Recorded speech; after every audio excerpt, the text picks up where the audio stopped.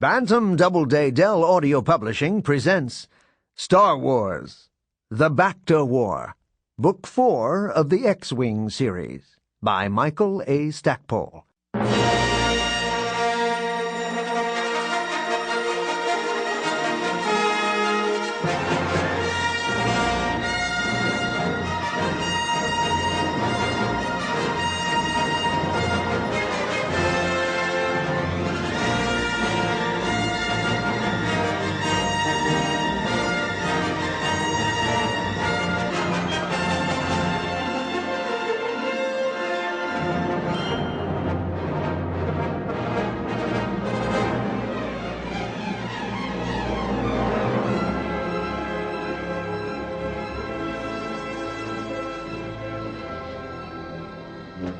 Somehow the dead of night amplified the lightsaber's hiss. In the blade's silvery light, shadows wavered and shifted. Corran Horn wove the blade through joined infinity loops, then with a flick of his wrist, snapped it up into a guard that protected him from forehead to waist. He hit the button under his thumb, and the blade died, again plunging the room into darkness. Although the lightsaber conjured up feelings and images in him, Corran doubted they were ones felt by most others on Coruscant. Luke Skywalker was a hero, heir to the Jedi tradition. His efforts at rebuilding the Jedi Order were roundly applauded, and no one save those who dreaded the return of law and order to the galaxy wished Luke anything but the greatest success in his historic quest. As do I. Corran frowned. Still, my decision has been made. He'd felt it the greatest of honors to be asked by Luke Skywalker to leave Rogue Squadron and train to become a Jedi. Skywalker had told him that Corran's grandfather, Naja Halcyon, had been a Jedi Master. The lightsaber Corran had discovered in the Galactic Museum had belonged to Naja, and Luke had presented it to Naja's grandson as his rightful inheritance. Up till then, Corran had believed that his grandfather was Rostic Horn, a valued member of the Corellian security force. His father, Hal Horn, likewise was with Corsac. When it came time for Corran to choose a career, there was really no choice at all. He continued the Horn tradition. Rostic had always admitted having known a Jedi who died in the Clone Wars, but that acquaintance had never been given special weight. But according to Skywalker, after Halcyon's death, Rostic had comforted, grown close to, and married Halcyon's widow. He also adopted their son, Valen, who grew up as Hal Horn. When the Emperor began his extermination of the Jedi Order, Rostic had used his position at Corsac to protect them by destroying all traces of the Halcyon family. Corran pressed a hand to the golden Jedi medallion he wore around his neck. It had been a keepsake he had inherited after his father's death. He had taken it as a lucky charm, never realizing that his father had kept it because it bore the image of his own father, Naja Halcyon. Skywalker's explanation opened new vistas for Corran.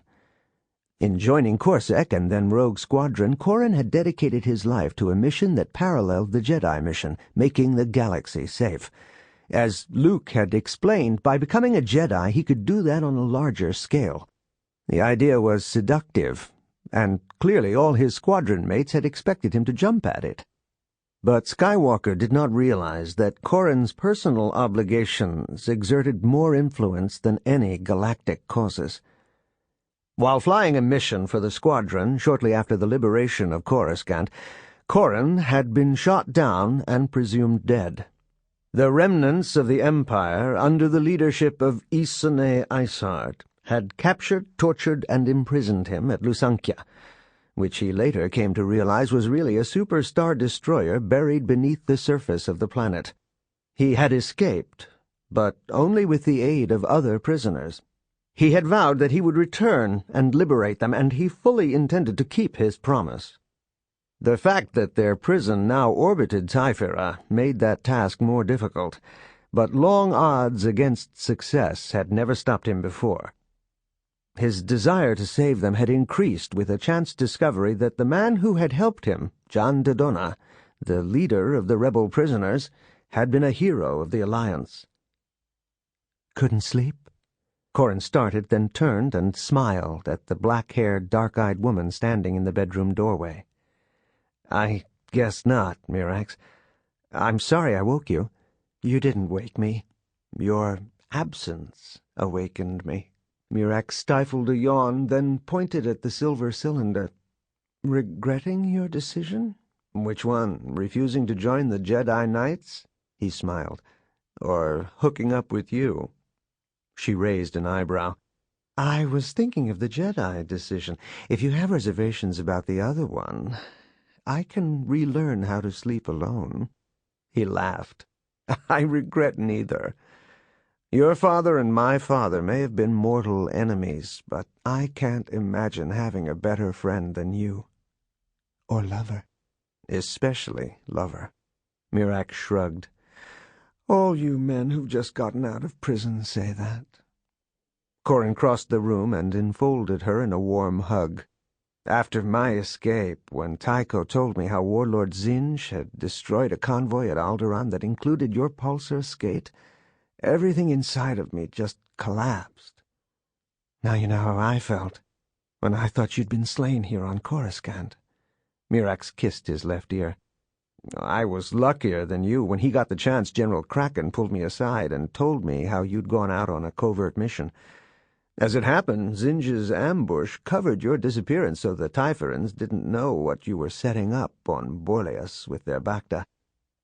Yeah, they would not have liked it if it were known we were using the Alderaan Biotics facility there to make Rilke, and eventually enough Bacta to dent their monopoly.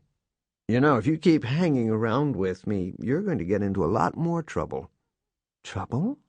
Mirax batted her eyes. Whatever do you mean, Lieutenant Horn?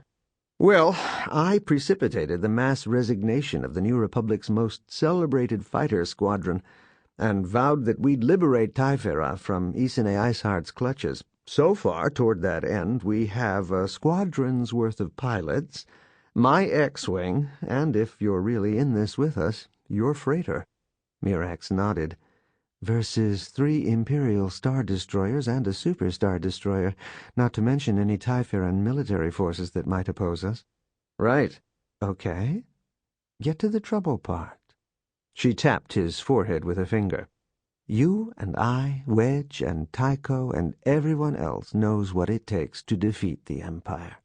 It's not a matter of equipment, but of having the heart to use that equipment. Now, that's all well and good, Mirax, and I agree, but this is a massive undertaking. The sheer amount of equipment we'll need is staggering. Wedge Antilles felt decidedly uncomfortable out of uniform. Actually, he felt uncomfortable out of the service, he reminded himself. He'd spent most of his adult life as part of the Rebel Alliance, and now he had chosen to leave it. There was no doubt in his mind that the decision had been the right one. He fully understood why the New Republic couldn't attack Thyferra and bring Isard to justice. Isard was installed as the chief of state not through an act of imperial aggression, but of self-determination. If the New Republic interfered in this one case, plenty of other nation-states would think long and hard before joining the New Republic, or would consider leaving. Wedge looked into the bright blue eyes of the man sitting across the table from him. Have we bitten off more than we can chew? Tycho Selku shrugged. It's a mouthful, but we might be able to choke it down. There is some good news on this whole front, you know. We have the 10 million credits that Isard placed in accounts in my name to frame me. Mirax and Winter are working on ways for us to buy, borrow, or steal weapons, and we are getting donations of material. Wedge looked around the small office. After Rogue Squadron's resignation, they had been forced out of their headquarters. Various citizens had offered them apartments and offices. They'd been feted and celebrated as if they were the only people in the galaxy who still had the rebel spirit that defeated the Empire.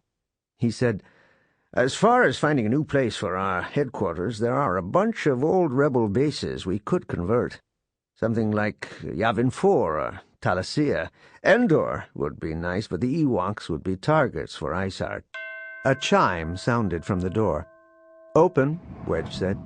A tall, flame-haired man in the uniform of a captain Sample complete. Ready to continue?